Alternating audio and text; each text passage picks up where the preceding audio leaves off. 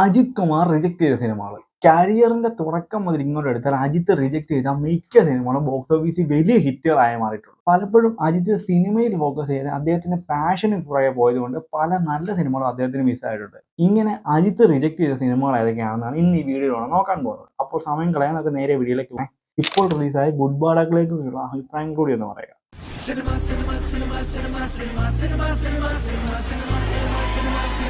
Cinema facts Malayalam സിനിമയെക്കുറിച്ച് എന്തും ചർച്ച ചെയ്യപ്പെടും. ആദ്യ സിനിമയാണ് ജീൻസ്. 1998 ശങ്കർ സംവിധാനം ചെയ്ത് പ്രശാന്ത്, ഐശ്വര്യ റായ് എന്നിവർ നായികന്മാരെ വന്ന സിനിമയായിരുന്നു ജീൻസ്.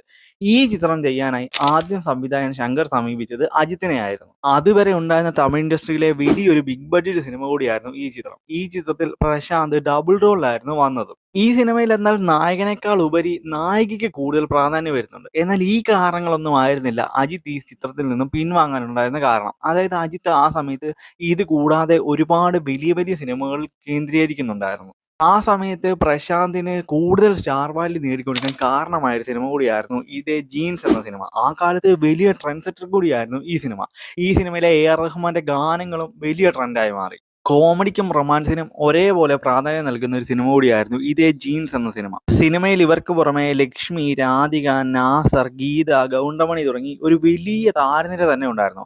ആ കാലത്ത് വമ്പൻ ഹൈപ്പിൽ വന്ന ഈ സിനിമയും ബോക്സ് ഓഫീസിലെ വലിയ വിജയമായി മാറി. എന്തായാലും അജിത്തിന്റെ കരിയറിലെ ഒരു വലിയ നഷ്ടം തന്നെയാണ് ഈ ചിത്രം സെലക്ട് ചെയ്യാതെ പോയത്. മറ്റൊരു സിനിമയാണ് ഗജിനി. 2005 സൂര്യ നായകനായി അസിൻ, നയൻതാര തുടങ്ങി വലിയൊരു താരനിര ഉണ്ടായിരുന്ന ഈ സിനിമ സംവിധാനം ചെയ്തത് AR മുരുകദാസ് ആയിരുന്നു. എന്നാൽ ഈ സിനിമയ്ക്കായി ആദ്യം കാസ്റ്റ് ചെയ്തതും ഇതുകൂടാതെ ഷൂട്ടിംഗ് വരെ അജിത്തിനെ വെച്ച് ഒരുപാട് നീണ്ടുപോയിരുന്നു. ഈ സിനിമയ്ക്ക് ആദ്യം നൽകാനിരുന്ന പേര് മിരട്ടൈ എന്നുകൂടിയായിരുന്നു. ഹോളിവുഡ് ചിത്രമായ മൊമെന്റോയുടെ ഒരു ഇൻസ്പിറേഷൻ കൂടിയായിരുന്നു ഈ സിനിമ. ഈ ചിത്രം പിന്നീട് ഹിന്ദിയിലേക്ക് അമീർ ഖാനെ നായകനാക്കി റീമേക്കും ചെയ്തിരുന്നു. എന്തായാലും ഇങ്ങനെയെല്ലാം വൻ ഹിറ്റായി മാറി ഈ സിനിമയ്ക്കായി ആദ്യം സംവിധായകൻ സമീപിച്ചത് ഇതേ അജിത് കുമാറിനെയായിരുന്നു. അജിത് കുമാറിനെ വെച്ച് ഫോട്ടോഷൂട്ടുകളും സിനിമയുടെ പോസ്റ്ററുകളും എല്ലാം വരികയും ഫാൻസിനിടയിൽ ഒരു വലിയ ഭീകര ഹൈപ്പ് ഉണ്ടാക്കുകയും ചെയ്ത സിനിമയായിരുന്നു ഇതേ മിരട്ടൽ എന്ന സിനിമ.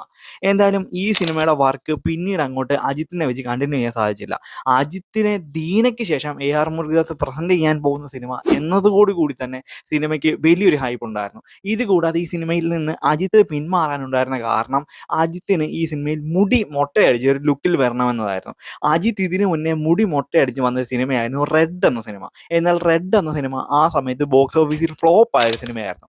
ആ ഒരു കാരണം കൊണ്ടും കൂടിയാണ് അജിത്ത് ഈ സിനിമയിൽ നിന്ന് പിന്നീട് പിൻവാങ്ങാനുള്ള കാരണം. എന്തായാലും ഈ സിനിമ അജിത്തിന്റെ കരിയറിലെ വലിയൊരു നഷ്ടമായി തന്നെ നമുക്ക് കണക്കാക്കാം. കാരണം സൂര്യയുടെ സ്റ്റാർ വാല്യൂ അതുവരെ ഉണ്ടായിരുന്നതിൽ നിന്നും വലിയൊരു ബൂസ്റ്റിംഗ് നടത്തിയ സിനിമ കൂടിയായിരുന്നു ഇതേ ഗജിനി എന്ന സിനിമ.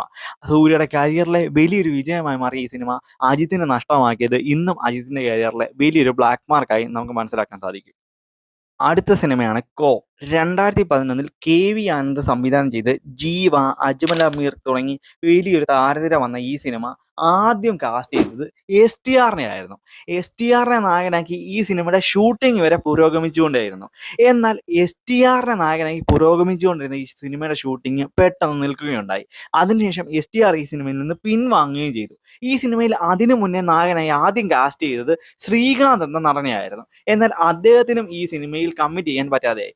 എന്നാൽ ഇതിനെല്ലാം മുന്നേ ഈ സിനിമയുടെ ഇനീഷ്യൽ സ്റ്റേജിൽ ആദ്യം കാസ്റ്റ് ചെയ്യാനിരുന്നത് സാക്ഷാൽ അജിത് കുമാറിനെയായിരുന്നു. എന്നാൽ അജിത്ത് ഈ സമയത്ത് മറ്റെന്തൊക്കെയോ സിനിമകളുടെ തിരക്കുകൾ മൂലമോ അല്ലാതെ എന്തെല്ലാമൊക്കെയോ കാരണങ്ങൾ കൊണ്ട് ഈ സിനിമയിൽ നിന്ന് പിൻവാങ്ങി എന്നാണ് പറയപ്പെടുന്നത്. തമിഴ് ഇൻഡസ്ട്രിയിലെ തന്നെ ഏറ്റവും മികച്ച പൊളിറ്റിക്കൽ ആക്ഷൻ ത്രില്ലറുകളിൽ ഒന്നായാണ് ഇന്നും കോ എന്ന സിനിമ പറയപ്പെടുന്നത്. ഇത് കൂടാതെ ജീവയെ അന്നത്തെ കാലത്ത് ഒരു സ്റ്റാർ മെറ്റീരിയൽ ആക്കി മാറ്റാൻ ഈ സിനിമ വഹിച്ച പങ്കും വളരെ വലുതായിരുന്നു. പിന്നീട് ഈ സിനിമയ്ക്ക് കോ 2 എന്ന പേരിൽ ഒരു സീക്വൽ വന്നെങ്കിൽ ആ സിനിമ അത്ര വർക്കായില്ല. എന്നാൽ പോലും ഒരു സമയത്ത് വൻ തരംഗം സൃഷ്ടിച്ച സിനിമ തന്നെയായിരുന്നു ഇതേ കോ എന്ന സിനിമ. ഈ സിനിമയിലെ ഗാനങ്ങളും അന്നത്തെ കാലത്ത് വലിയ ട്രെൻഡായി മാറി. ഇതുകൂടാതെ സിനിമയിലെ നായികയായ കാർത്തികയ്ക്കും ഒരുപാട് അവസരങ്ങൾ ഈ സിനിമയിലൂടെ ഉണ്ടായി. ഈ സിനിമയ്ക്ക് ശേഷം പിന്നീട് ജീവയ്ക്ക് വെച്ചടി കയറ്റം തന്നെയായിരുന്നു. ഒരുപക്ഷെ അജിത്ത് എങ്ങാനും ഈ സിനിമ ചെയ്തിരുന്നെങ്കിൽ അജിത്തിന്റെ കരിയറിലെ മികച്ചൊരു പൊളിറ്റിക്കൽ ത്രില്ലറും ഇതുകൂടാതെ അജിത്തിന്റെ കരിയറിലെ വലിയൊരു വിജയവുമായി മാറാൻ സാധ്യതയുള്ള സിനിമ കൂടിയായിരുന്നു ഇതേ കോ എന്ന സിനിമ. എന്തായാലും അജിത്തിന്റെ കരിയറിൽ നിന്ന് നഷ്ടമായി മാറിയ ഈ സിനിമ ജീവയ്ക്ക് വലിയ വലിയ നേട്ടങ്ങൾ ഉണ്ടാക്കി കൊടുത്തത് മറ്റൊരു കാര്യമായി മാറി. അടുത്ത സിനിമയാണ് സാമി. 2003 ഹരി സംവിധാനം ചെയ്ത് ചിയാൻ വിക്രം നായകനായി വന്ന സിനിമയായിരുന്നു സാമി. വിക്രം, തൃഷ തുടങ്ങി വലിയൊരു താരനിര ഉണ്ടായിരുന്ന ഈ സിനിമയ്ക്ക് പിന്നീട് ഒരു സീക്വൽ വന്ന് സിനിമ വലിയ ഫ്ലോപ്പായി മാറിയത് മറ്റൊരു ചരിത്രം. എന്തായാലും വിക്രമിന്റെ കരിയറിലെ വലിയൊരു ഹിറ്റും ഇതുകൂടാതെ വിക്രമിന്റെ കരിയർ വലിയ രീതിയിൽ ബൂസ്റ്റ് ആവാനും സഹായിച്ച ഒരു സിനിമയായിരുന്നു ഇതേ സാമി എന്ന സിനിമ. എന്നാൽ ഇതേ കാലയളവിൽ ഈ സിനിമയുടെ കഥ അജിത്തിനോടും പറഞ്ഞിരുന്നു എന്നാണ് പറയപ്പെടുന്നത്. അജിത്ത് ഈ സിനിമയിൽ നിന്ന് പിൻവാങ്ങിയത് ആ സമയത്തുണ്ടായിരുന്ന അദ്ദേഹത്തിന്റെ കോൾ ഷീറ്റിലെ ബിസി കാരണമായിരുന്നു. എന്നാലും അജിത്തിന്റെ കരിയറിൽ നിന്ന് നഷ്ടപ്പെട്ട ഈ സിനിമ വിക്രമിന് വലിയ വലിയ നേട്ടങ്ങളാണ് ഉണ്ടാക്കിക്കൊടുത്തത്. വിക്രമിന്റെ കരിയറിൽ ഒരു വലിയ മാസ് ആക്ഷൻ ഹീറോ ആയി വിക്രമിനെ കാണാൻ സാധിച്ചതും ഈ സിനിമയിലൂടെയായിരുന്നു. ഇതിനുശേഷം ധൂൾ, ജെമിനി പോലുള്ള സിനിമകളിലൂടെ വിക്രം ആ സ്റ്റാർഡം പിന്നീട് ഉയർത്തുകയും ചെയ്തു. വിക്രമിന്റെ കരിയറിലെ തന്നെ ഏറ്റവും മികച്ച പോലീസ് റോളായി മാറിയതും ഇതേ സിനിമയിലെ ആറുച്ചാമി എന്ന കഥാപാത്രമായിരുന്നു. ഇന്നും തമിഴ്നാട്ടിൽ വിക്രമിന്റെ ഈ ക്യാരക്ടറിന് ഒരു സെപ്പറേറ്റ് ഫാൻ ബേസ് തന്നെ ഉണ്ട് എന്നും കൂടി നമുക്ക് പറയാൻ സാധിക്കും. കാരണം അത്രത്തോളം വലിയ രീതിയിൽ ഇമ്പാക്റ്റ് ഉണ്ടാക്കിയ ഒരു പോലീസ് ക്യാരക്ടറായിരുന്നു ഈ ചിത്രം. എന്നാൽ ഈ ചിത്രം അജിത്ത് തിരഞ്ഞെടുക്കാൻ പറ്റാതെ പോയത് അദ്ദേഹത്തിന്റെ കരിയറിലെ വലിയൊരു ബ്ലാക്ക് മാർക്കായി തന്നെ നമുക്ക് പറയാൻ സാധിക്കും. അടുത്ത സിനിമയാണ് ഗില്ലി. 2004 വിജയ് നായകനായി വന്ന് വിജയുടെ കരിയറിലെ തന്നെ ഏറ്റവും വലിയ അക്കാലത്തെ ഹിറ്റായി മാറിയ സിനിമയായിരുന്നു ഗില്ലി. തെലുങ്കിൽ റിലീസായ മഹേഷ് ബാബുവിന്റെ ഒക്കടു എന്ന സിനിമയുടെ ഡയറക്റ്റ് റീമേക്ക് ആയിരുന്നു ഈ ചിത്രം. ഈ സിനിമയിലെ വിജയുടെ കഥാപാത്രമായ ശരവണവേലു എന്ന ക്യാരക്ടർ ഉണ്ടാക്കിയെടുത്ത അദ്ദേഹത്തിന്റെ ഫാൻ ബേസ് വളരെ വലുതായിരുന്നു. അതായത് ആ കാലത്ത് യൂത്തിന്റെ ഇടയിൽ വിജയിയെ ഒരു വലിയ സ്റ്റാർ ആക്കി മാറ്റാനും ഈ സിനിമ വലിയ പങ്ക് വഹിച്ചു. ഈ സിനിമയിലെ ആ വിജയുടെ സ്വാഗും സ്റ്റൈലും എല്ലാം വേറെ ലെവലായിട്ടാണ് വന്നത്. ഈ സിനിമയുടെ കഥയും ആദ്യം എത്തിയത് ഇതേപോലെ അജിത്തിന്റെ അടുത്തേക്കായിരുന്നു. അജിത്ത് ഈ സിനിമ അന്ന് റിജക്ട് ചെയ്തതും ഇതേപോലെയുള്ള ചില കോൾ ഷീറ്റ് ഇഷ്യൂസ് ഒക്കെ കാരണമായിരുന്നു. ഒരുപക്ഷെ അജിത്ത് ചെയ്തിരുന്നെങ്കിൽ ഈ സിനിമ മികച്ചതാകുമായിരുന്നോ? അതോ ഇതിനേക്കാൾ മികച്ചതായി ഈ ചിത്രം വിജയ് ചെയ്തിട്ടുണ്ടോ? ആ കാര്യം എന്താണെന്ന് നിങ്ങളൊന്ന് കമന്റ് ഇട്ടേക്കണേ. എൻ്റെ പേഴ്സണൽ ഒപ്പീനിയൻ പറയുകയാണെങ്കിൽ ഒരുപക്ഷെ വിജയിയെ പോലെ തന്നെ അജിത്തും ഈ ചിത്രം അടിപൊളിയായി ചെയ്തേനെ. എന്തായാലും അജിത്തിന്റെ കരിയറിലെ വലിയൊരു നഷ്ടം കൂടിയായിരുന്നു ഇതേ ഗില്ലി എന്ന സിനിമയും. ആ കാലത്ത് ശരിക്കും പറഞ്ഞാൽ വിജയുടെ കരിയറിൽ ഇത്രയും വലിയൊരു വിജയം പിന്നീട് ഉണ്ടായിട്ടേ ഇല്ല എന്നും കൂടി നമുക്ക് പറയേണ്ടി വരും. വിജയുടെ കരിയറിലെ ആദ്യ 50 കോടി ക്ലബ്ബായും ഈ സിനിമയെ അന്ന് പറയപ്പെടുന്നുണ്ടായിരുന്നു. അടുത്ത സിനിമയാണ് ന്യൂ. 2004 ഒരു ഫിക്ഷൻ അഡൾട്ട് കോമഡി സിനിമയായി വന്ന എസ്.ജെ. സൂര്യ സംവിധാനം ചെയ്ത സിനിമയായിരുന്നു ന്യൂ എന്ന സിനിമ. ഈ ചിത്രം ഒരേ സമയം തെലുങ്കിലും തമിഴിലും റിലീസ് ചെയ്ത സിനിമയായിരുന്നു. തെലുങ്കിൽ നാനി എന്ന പേരിൽ മഹേഷ് ബാബുവിനെ നായകനാക്കിയും തമിഴിൽ ഈ സിനിമയിൽ നായകനാകാൻ അജിത്തിനെയുമായിരുന്നു എസ്.ജെ. സൂര്യ കാസ്റ്റ് ചെയ്തത്. എസ്.ജെ. സൂര്യയുടെ തന്നെ വാലി എന്ന സിനിമയിലൂടെ അജിത്ത് ഉണ്ടാക്കിയെടുത്ത റീച്ച് വളരെ വലുതായിരുന്നു. അതുകൊണ്ട് തന്നെ ഈ സിനിമയിലും അജിത്തിനെ കാസ്റ്റ് ചെയ്യാനായി എസ്.ജെ. സൂര്യ ഒരുപാട് താല്പര്യപ്പെട്ടിരുന്നു. എന്നാൽ എസ്.ജെ. സൂര്യയുടെ ഈ സിനിമയിൽ ആ സമയത്ത് അജിത്തിനെ കമ്മിറ്റ് ചെയ്യാൻ പറ്റാതെയായി. അതുകൊണ്ട് ഈ സിനിമയിൽ നായകനായി എസ്.ജെ. സൂര്യ തന്നെ വന്നു. ഈ സിനിമ എന്നാൽ തമിഴിലും തെലുങ്കിലും ഒരേ സമയം ഡിസാസ്റ്റർ ആയ ഒരു സിനിമയായിരുന്നു. അതിന്റെ പ്രധാന കാരണം ഒരുപക്ഷെ അന്നത്തെ കാലത്ത് ഇത് ഇറങ്ങിയോണ്ടായിരിക്കാം. ഇന്നത്തെ കാലത്തെങ്ങാനും റിലീസായാൽ ഒരു വലിയ രീതിയിലുള്ള ബോക്സ് ഓഫീസ് പ്രകടനം ഈ സിനിമയിൽ നിന്നും പ്രതീക്ഷിക്കാം. കാരണം അത്രത്തോളം ഫിക്ഷൻ ആഡ് ചെയ്ത ഒരു സയന്റിഫിക് ത്രില്ലർ കൂടിയായിരുന്നു ഈ സിനിമ. എന്തായാലും അജിത്തിന്റെ കരിയറിലെ വലിയൊരു നഷ്ടമായി തന്നെ ഈ സിനിമയെ നമുക്ക് പറയാൻ സാധിക്കും. കാരണം അന്നത്തെ കാലത്ത് ശരിക്കും പറഞ്ഞാൽ ഒരുപാട് കാലം മുന്നേ സഞ്ചരിച്ച സിനിമ കൂടിയാണ് ഇത് എന്നും കൂടി പറയാം. നമ്മൾ ഇന്ന് കാണുമ്പോഴും വല്ലാതെ ത്രില്ലടിച്ച് കാണുന്ന ഈ സിനിമ അജിത്ത് നഷ്ടപ്പെടുത്തിയത് അജിത്തിന്റെ വലിയൊരു നഷ്ടമായി തന്നെ നമുക്ക് പറയാൻ സാധിക്കും. അടുത്ത സിനിമയാണ് റൺ. 2002 ലിംഗുസ്വാമി സംവിധാനം ചെയ്ത് മാധവൻ, മീര ജാസ്മിൻ എന്നിവർ പ്രധാന കഥാപാത്രമായി വന്ന സിനിമയായിരുന്നു റൺ. ഒരു റൊമാൻറ്റിക് ആക്ഷൻ ജേണറിൽ വരുന്ന ഈ സിനിമയിലെ വിദ്യാസാഗറിന്റെ ഗാനങ്ങളും വലിയ തരംഗമായി അന്ന് മാറി. എന്നാൽ ഈ സിനിമയ്ക്കായി ആദ്യം കാസ്റ്റ് ചെയ്തത് സാക്ഷാൽ ദളപതി വിജയിയായിരുന്നു. വിജയ് സിനിമ റിജക്ട് ചെയ്തതിനു ശേഷം ഈ ചിത്രം സൂര്യയുടെ അടുത്തെത്തി. സൂര്യയും റിജക്ട് ചെയ്ത ശേഷം ഈ ചിത്രം അജിത്തിന്റെ അടുത്തേക്കും വന്നിരുന്നു. എന്നാൽ ഇവർ മൂന്നാളും റിജക്ട് ചെയ്ത ശേഷമാണ് ഈ സിനിമ മാധവന്റെ അടുത്തേക്ക് വന്നത്. മാധവന് മുന്നേ ഈ സിനിമയുടെ കാസ്റ്റിങ്ങിനായി ശ്രീകാന്തിനെയും പരിഗണിച്ചിരുന്നു. എന്നാൽ ശ്രീകാന്തും ഈ സിനിമയ്ക്ക് കമ്മിറ്റ് ആകാൻ പറ്റാത്തതോടെ ഈ സിനിമ മാധവന്റെ അടുത്തേക്ക് എത്തി. അങ്ങനെ പലരും കൈമാറി വന്ന ഈ സിനിമ മാധവന്റെ കരിയറിലെ വലിയ ഹിറ്റുകളൊന്നായി ആ കാലത്ത് മാറുകയുണ്ടായി. ഈ സിനിമ കൊണ്ട് മാധവൻ ഉണ്ടാക്കിയെടുത്ത റീച്ചും അദ്ദേഹത്തിന് കരിയറിലുണ്ടായ മാറ്റങ്ങളും എല്ലാം വളരെ വലുതായിരുന്നു. എന്തായാലും അജിത്തിന്റെ കരിയറിലെ വലിയൊരു നഷ്ടമായി തന്നെ നമുക്ക് ഈ സിനിമയെ വിശേഷിപ്പിക്കാം. കാരണം അത്രത്തോളം മികച്ചൊരു സിനിമ അജിത്ത് നഷ്ടപ്പെടുത്തിയത് ഇന്നും ഓർക്കുമ്പോൾ ഒരു വല്ലാത്ത നിരാശ തന്നെയാണ് അജിത്ത് ഫാൻസിനും ഉള്ളത്. അടുത്ത സിനിമയാണ് കാക്ക കാക്ക.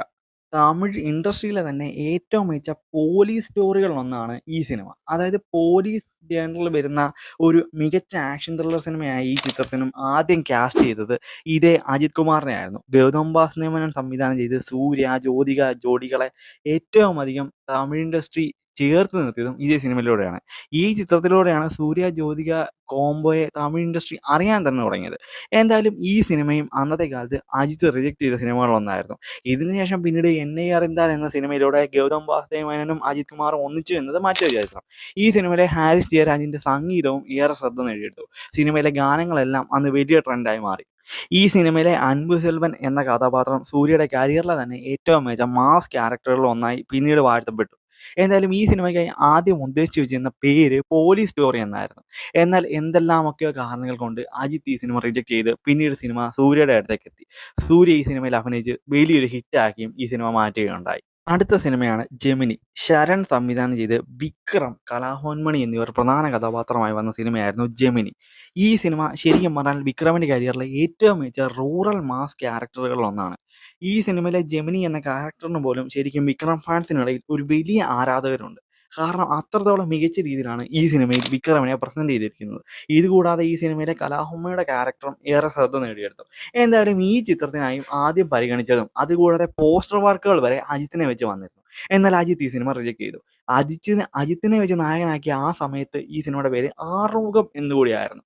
എന്തായാലും അജിത്ത് റിജക്ട് ചെയ്ത ശേഷം ഈ ചിത്രം നമ്മുടെ സ്വന്തം വിക്രമിന്റെ അടുത്തേക്ക് വരികയും വിക്രം ഈ സിനിമ വലിയ ഹിറ്റാക്കി മാറ്റുകയും ചെയ്തു. ഇതിനുശേഷം പിന്നീട് ഈ സിനിമ വീണ്ടും റീമേക്ക് റൈറ്റ്സ് ഒക്കെ വാങ്ങി പല ഭാഷകളിലേക്ക് പോയി. എന്തായാലും അജിത്തിന്റെ കരിയറിലെ വലിയൊരു നഷ്ടം തന്നെയായി നമുക്ക് ഇന്നും ജെമിനി എന്ന സിനിമയെ വിശേഷിപ്പിക്കാം. കാരണം അത്രത്തോളം മികച്ചൊരു ക്യാരക്ടറാണ് അജിത്ത് മിസ്സാക്കി കളഞ്ഞത്. അടുത്ത സിനിമയാണ് ലവ് ടുഡേ. പ്രദീപ് രംഗനാഥന്റെ ലവ് ടുഡേ അല്ല, 1997 വിജയ് നായകനായി വന്ന ലവ് ടുഡേ എന്ന സിനിമ. ബാലശേഖർ സംവിധാനം ചെയ്ത് വിജയ് പ്രധാന കഥാപാത്രമായി വന്ന് വിജയുടെ കരിയറിൽ തന്നെ വലിയൊരു ഹിറ്റായി മാറിയ സിനിമയായിരുന്നു ലവ് ടുഡേ എന്ന സിനിമ. ഈ റൊമാൻറ്റിക് സിനിമയ്ക്കായും ആദ്യം കാസ്റ്റ് ചെയ്തത് ഇതേപോലെ തന്നെ അജിത് കുമാറിനെ ആയിരുന്നു. എന്നാൽ അജിത്ത് ആ സമയത്ത് ഇതേപോലെ റൊമാൻറ്റിക് സിനിമകളൊക്കെ ചെയ്യുന്ന ടൈമായിട്ട് പോലും അജിത്തിന് ഈ സിനിമ ഏറ്റെടുക്കാൻ പറ്റാതെ പോയി. അങ്ങനെയാണ് ഈ സിനിമ പിന്നീട് നമ്മുടെ വിജയുടെ അടുത്തേക്ക് എത്തിയത്. വിജയ് ഈ സിനിമ ചെയ്തു എന്ന് മാത്രമല്ല, വിജയുടെ അതുവരെ ഉണ്ടായിരുന്നതിലെ ഏറ്റവും വലിയ ഹിറ്റായും ഈ സിനിമ മാറ്റി. ശരിക്കും പറഞ്ഞിട്ട് ഒരു റൊമാൻറ്റിക് ഹീറോ ആയി നിൽക്കുന്ന സമയത്ത് അജിത്തിൻ്റെ അടുത്തേക്ക് വന്നിട്ടും ഈ ചിത്രം എന്തുകൊണ്ട് അജിത് കുമാർ റിജക്ട് ചെയ്തു എന്നത് ഇപ്പോഴും അറിയില്ല. ഒരുപക്ഷെ കോൾ ഷീറ്റ് കാരണങ്ങളൊക്കെ കൊണ്ടായിരിക്കാം. എന്തായാലും അജിത്തിന്റെ കരിയറിലെ വലിയൊരു നഷ്ടമായി തന്നെ ഈ സിനിമയെ നമുക്ക് വിശേഷിപ്പിക്കാം. അടുത്ത സിനിമയാണ് നന്ദ. സൂര്യ, രാജ് കിരൺ തുടങ്ങി വലിയൊരു താരനിര വന്ന ബാല സംവിധാനം ചെയ്ത സിനിമയായിരുന്നു ഇതേ നന്ദ എന്ന സിനിമ. തമിഴിലെ തന്നെ മികച്ച ഒരു ആക്ഷൻ ഡ്രാമ സിനിമകളിലൊന്നാണ് ഈ ചിത്രം. ഈ സിനിമയുടെ ക്ലൈമാക്സ് ഒക്കെ ഇപ്പോൾ കണ്ടാലും നമ്മുടെ കണ്ണ് നിറഞ്ഞു പോകും. എന്തായാലും സൂര്യയുടെ കരിയറിൽ തന്നെ വളരെ റഫായി വന്ന സൂര്യയുടെ ഒരു ക്യാരക്ടർ കൂടിയായിരുന്നു ഈ സിനിമയിൽ ഉണ്ടായിരുന്നത്. ഈ സിനിമ എന്ന ബോക്സ് ഓഫീസിലും വലിയ ഹിറ്റായി മാറിയ ഒന്ന് തന്നെയായിരുന്നു. എന്തായാലും ഈ സിനിമയും ഇതേപോലെ അജിത്തിന്റെ അടുത്തേക്ക് വന്ന ചിത്രങ്ങളിലൊന്നാണ്. എന്നാൽ ഇത് എന്തൊക്കെയോ പ്രശ്നങ്ങൾ, ശരിക്കും ഈ സിനിമയുമായി സംവിധായകനുമായി എന്തെല്ലാമൊക്കെയോ ആശയ പ്രശ്നങ്ങളുണ്ടായിരുന്നു. അതൊക്കെ കൊണ്ട് അജിത്ത് ആ കാലത്ത് റിജക്ട് ചെയ്ത സിനിമകളിലൊന്നും കൂടിയായിരുന്നു ഇതേ നന്ദ എന്ന സിനിമ. എന്നാൽ ഒരുപക്ഷെ നന്ദ എന്ന സിനിമ അജിത്ത് ഒന്ന് ചെയ്തിരുന്നെങ്കിൽ അജിത്തിന്റെ കരിയറിലെ വലിയൊരു ഹിറ്റായി മാറാൻ ഈ സിനിമയ്ക്ക് വലിയ സാധ്യതകളുണ്ടായിരുന്നു. എന്നാൽ അജിത്ത് ഈ സിനിമ ചെയ്യാതെ അദ്ദേഹത്തിന്റെ കരിയറിലെ വലിയൊരു നഷ്ടമായി തന്നെ ഈ സിനിമ മാറ്റുകയുണ്ടായി. ഈ സിനിമയോട് കൂടി സൂര്യയെ ഒരു വലിയ ആക്ഷൻ ഹീറോയായി അന്നത്തെ പ്രേക്ഷകർ അറിയാനും തുടങ്ങി. അടുത്ത സിനിമയാണ് നേർക്കുനേർ. 1997 സൂര്യയുടെ കരിയർ തുടങ്ങിയ സിനിമയായിരുന്നു ഇതേ നേർക്കുനേർ എന്ന സിനിമ. വസന്ത് സംവിധാനം ചെയ്ത് വിജയും സൂര്യയും നേർക്കുനേരെ വന്ന സിനിമ കൂടിയായിരുന്നു ഈ സിനിമ. ഈ സിനിമയിൽ വിജയുടെ പേര് വിജയ് എന്നും സൂര്യയുടെ പേര് സൂര്യ എന്നും കൂടിയായിരുന്നു. അങ്ങനെ ഒരു പ്രത്യേകത കൂടി ഉണ്ടായിരുന്ന ഈ സിനിമയിലേക്ക് സൂര്യയുടെ കഥാപാത്രമായി ആദ്യം പരീക്ഷിച്ചത് ഇതേ അജിത്തിനെയായിരുന്നു. ചില സീനുകൾ ഷൂട്ട് ചെയ്തു എന്നാണ് പറയപ്പെടുന്നത്. എന്നാൽ അജിത്തിന് പിന്നീട് എന്തെല്ലാമൊക്കെയോ കാരണങ്ങൾ കൊണ്ട് സിനിമയിൽ എത്താൻ പറ്റാതെ വരികയും പിന്നീട് ഈ കഥാപാത്രം സൂര്യയെ ഏൽപ്പിക്കുകയും ചെയ്തു. എന്നാൽ എന്തെല്ലാമൊക്കെയോ പ്രശ്നങ്ങൾ കൊണ്ട് അജിത്തിന് ഈ സിനിമയിൽ കമ്മിറ്റ് ആവാൻ പറ്റാതെ വരികയും പിന്നീട് സൂര്യ ഈ ചിത്രം ഏറ്റെടുത്ത് സൂര്യയുടെ കരിയറിലെ മികച്ചൊരു വിജയങ്ങളൊന്നായി മാറ്റുകയും ചെയ്തു. അജിത്ത് റിജക്ട് ചെയ്ത സിനിമകളെ കുറിച്ചാണ് ഇന്ന് ഈ വീഡിയോയിലൂടെ നമ്മൾ സംസാരിച്ചത്. ഇതുപോലുള്ള ഇൻഫോർമേറ്റീവ് സിനിമ വീഡിയോസ് നിങ്ങൾക്ക് ഇഷ്ടമാണെങ്കിൽ മറക്കാതെ ഈ പേജ് ഞാനൊന്ന് ഫോളോ ചെയ്യണം. അടുത്തൊരു വീഡിയോ കാണാതിരിക്കും. ബൈ.